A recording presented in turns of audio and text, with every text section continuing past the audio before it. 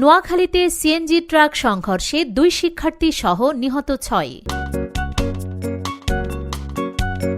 DB news থেকে আপনাদের সাথে আছি আমি শারমিন সুলতানা। এবারে বিস্তারিত। নোয়াখালীর কবিরহাট উপজেলায় সিএনজি চালিত অটোরিকশা ও মালবাহী ট্রাকের মুখোমুখি সংঘর্ষে 2 শিক্ষার্থী সহ 6 জন নিহত হয়েছেন। মঙ্গলবার 4 নভেম্বর বিকেল 3:45টার দিকে কবিরহাট বসুরহাট সড়কের ইসলামিয়া আলিম মাদ্রাসার সামনে ভয়াবহ এ দুর্ঘটনা ঘটে। নিহতদের মধ্যে একজনের পরিচয় জানা গেছে। নোয়াখালী সরকারি কলেজের শিক্ষার্থী ইসরাত জাহান, তার বাবার নাম গিয়াসউদ্দিন। অন্য নিহতদের পরিচয় এখনও জানা যায়নি।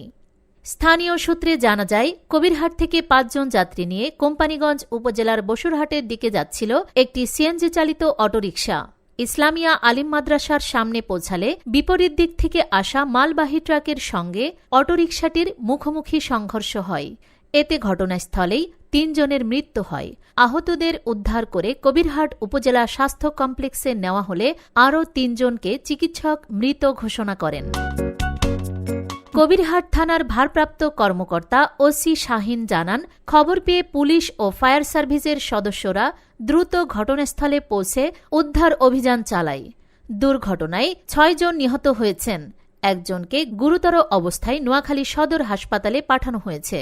নিহতদের মরদেহ থানায় রাখা হয়েছে এবং দুর্ঘটনা কবলিত ট্রাক ও সিএনজি জব্দ করা হয়েছে বলে জানান তিনি।